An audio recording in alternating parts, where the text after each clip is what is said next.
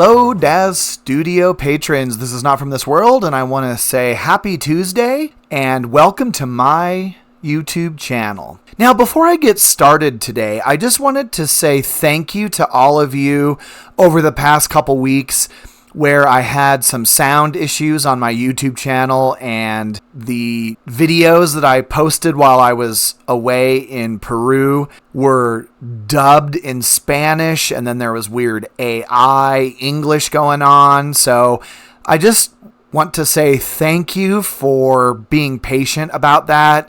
Those videos should all be fixed if you want to go back and just watch them again. But I appreciate everyone giving me a heads up that there was a problem, and also just being patient while I dealt with the problem once I was back in the United States. So thank you. Now, since today is a Tuesday, I thought it would be good to just have a simple Daz Studio challenge video.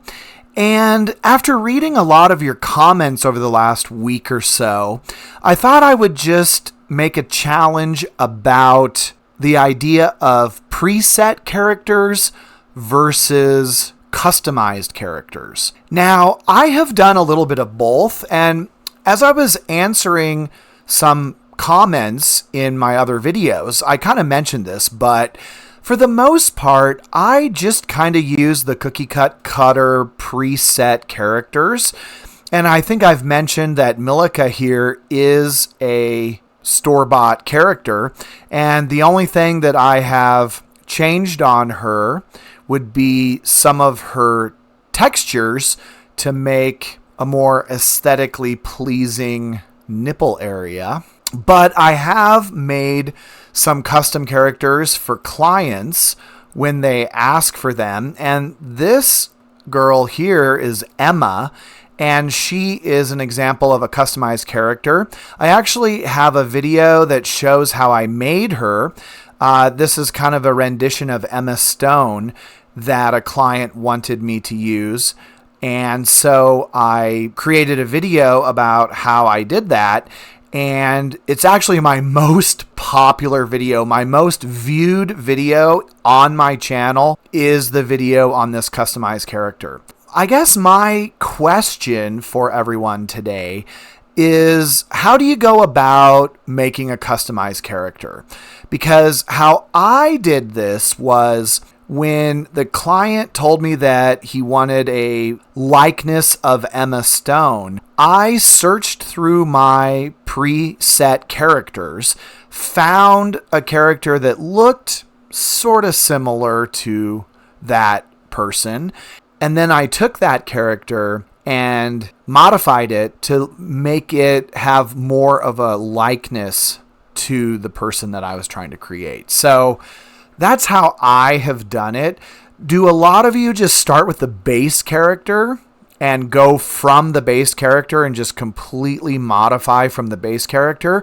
Or do you take a preset character and then highly modify it the way that you want? That's how I've pretty much always done it. And I have to admit, I really use the preset characters with small changes simply because it's easy. And I don't have to spend a lot of time creating a character for a comic or for a commission. I can just kind of use these cookie cutter preset characters, modify them a little bit if the client wants them, and then go from there. So I'm just curious as to how you all would make your customized character. Of course, once you make your customized character, you can just save those presets and always open up your character. So if you are interested in how I make a customized character, you got to check out my most popular video. And I will provide a link in the description for that video.